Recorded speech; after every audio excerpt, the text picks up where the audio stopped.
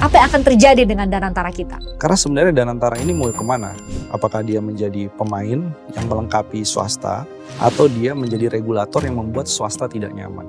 Di dalam revisi Undang-Undang BUMN, Danantara itu diposisikan bahwa audit hanya ada audit khusus, ada permintaan audit khusus kepada BPK. Nah, dia berlindung sekarang nih. Laporan keuangan kenapa nggak dikeluarkan? Ya nanti menunggu audit dari BPK dan lain-lain. Loh, Danantara ini masih menjadi aset negara atau sudah pisah?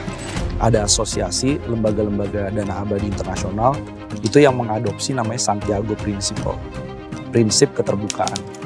Danantara belum mau ikut ke situ. Danantara yang lebih besar ini justru nggak mengikuti standar internasional. Apa alasan pembenar menurut Anda? Danantara tidak mau atau belum mau tunduk pada Santiago Principle itu? Ada sesuatu yang berarti disembunyikan.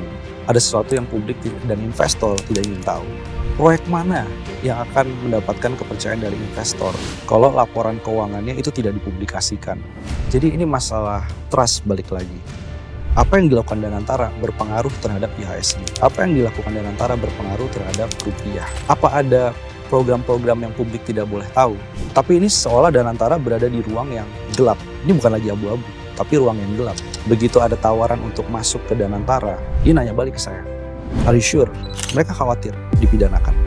Keputusan yang paling atas dari Danantara adalah keputusan yang sifatnya politik. Padahal tujuan awal Pak Prabowo, saya ingat banget waktu itu, dia pernah ada pidato bahwa tujuan Danantara ini adalah karena swasta tidak tertarik bekerja sama dengan BUMN dengan berbagai resiko, maka dibuat jembatan yang namanya Danantara. PT Danantara Sumber Daya Indonesia. Jadi ini akan menjadi single export gateway di Indonesia. Si Danantara atau BUMN yang ditugasi untuk menjadi badan ekspor ini mirip seperti BPPC Cengkeh pada waktu era Orde Baru. Ini kan sebenarnya kapitalisme negara dalam konteks yang paling subtle, yang paling vulgar ya. Kita belum pernah tuh mengulang lagi kesalahan dari BPPC Cengkeh.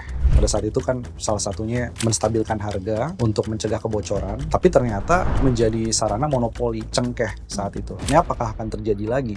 Ini kan kelihatannya mau potong kompas, mau langsung masuk pada... Ya sudah, negara aja yang kelola. Nah, negara aja yang mengelola. Law enforcement, penegakan hukum, kemudian sanksi yang berat, tata kelola, itu yang harusnya diselesaikan dulu. Ini kan kalau sifatnya monopoli begini, dia akan menjadi penentu harga juga.